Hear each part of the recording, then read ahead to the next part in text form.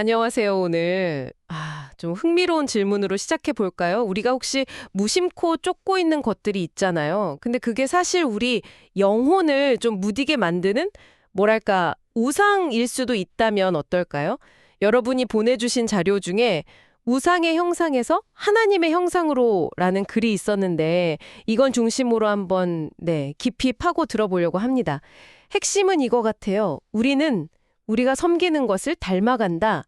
이게 어떻게 작동하는 원리인지 또 어떻게 변화가 일어나는지 그걸 좀 명확하게 알아보는 게 오늘 목표입니다. 자, 한번 시작해 볼까요? 일단 이사야서를 좀 보면요. 문체가 딱 보여요. 사람들이 스스로 만든 우상 있잖아요. 생명 없는 거. 그걸 섬기기 시작하면 그들 자신도 영적으로 뭐랄까 보고 듣지 못하게 된다는 거예요. 내 눈이 있어도 못 보고 귀가 있어도 못 듣는 그런 상태가 된다는 거죠.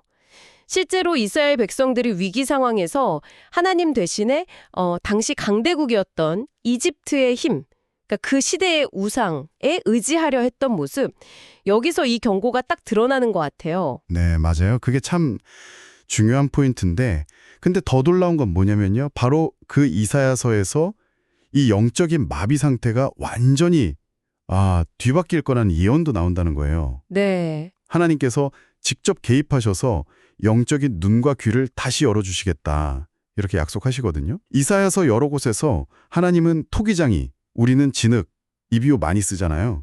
네네. 그 비유 유명하죠. 그게 바로 창조주만이 우리를 당신의 그 생명력 있는 형상대로 다시 빚으실 수 있다. 이걸 강조하는 거죠. 사람이 손으로 만든 우상이랑 하나님의 손으로 직접 만드신 인간, 이 둘 사이의 대조가 아주 그냥 선명하게 드러납니다. 와, 그 투기장이 비유가 그런 깊은 뜻이 있었군요.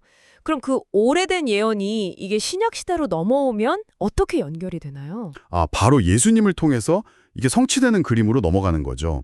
이게 또 흥미로운 게 예수님이 이사야의 그 경고, 그러니까 영적으로 보지 못하고 듣지 못할 거라는 그 말씀을 인용하시면서도요. 당신을 따르는 제자들한테는 너희 눈은 봄으로, 너희 귀는 들음으로 복이 있다. 이렇게 말씀하세요. 다르네요, 제자들에게는. 네. 근데 또 재밌는 건 제자들이 여전히 좀 영적으로 둔감할 때도 있었거든요. 근데 예를 들어 마가복음 8장을 보면 눈먼 사람 시력을 고치실 때 한 번에 딱 고치시는 게 아니라 점진적으로 회복시키는 기적을 보여주세요. 단계적으로요? 네. 이게 마치 우리가 영적인 시력을 회복하는 과정도 좀 점진적일 수 있다는 걸 보여주는 그런 상징 같기도 하고요. 와, 그냥 기적이 아니라 영적 회복 과정을 보여주는 상징이라니. 정말 의미심장한데요. 그렇죠. 그리고 사도 바울도 이 주제를 딱 이어받아서 더 발전시키죠. 예를 들어서 아테네 사람들 앞에서 설교할 때는 그 눈에 보이는 우상이 아니라 보이지 않는 창조주 하나님께로 돌아서야 한다. 이렇게 강력하게 촉구했고요. 또 고린도 교회에 보낸 편지를 보면 우리가 성령의 능력으로 주의 영광을 보면서 점차 그분, 즉 하나님의 형상으로 변화되어 간다고 설명을 해요. 변화되어 간다. 네, 이게 근데 우리 노력의 결과가 절대 아니라는 거죠. 전적으로 이건 하나님의 선물이고 뭐랄까 새로운 창조 같은 거다. 그리고 이게 마지막 부활 때 완성될 거다. 뭐 이런 놀라운 비전을 제시합니다. 그렇군요.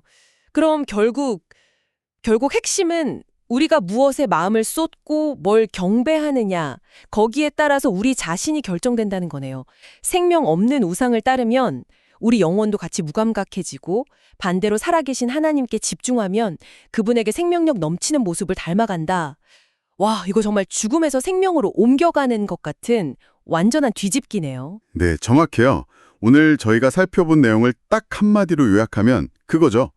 성경은 우리가 섬기는 대상이 바로 우리 자신의 정체성을 빚어낸다고 말하는 셈이에요. 우상처럼 영적으로 마비된 상태로 남을 것인가? 아니면 창조주 하나님을 닮아서 생명을 얻고 그분의 살아있는 형상을 이 세상에 보여줄 것인가? 이 질문인 거죠. 그리고 이 영적인 회복과 변화는 우리 힘으로 되는 게 아니라 전적인 하나님의 은혜다. 새로운 시작, 새로운 창조다.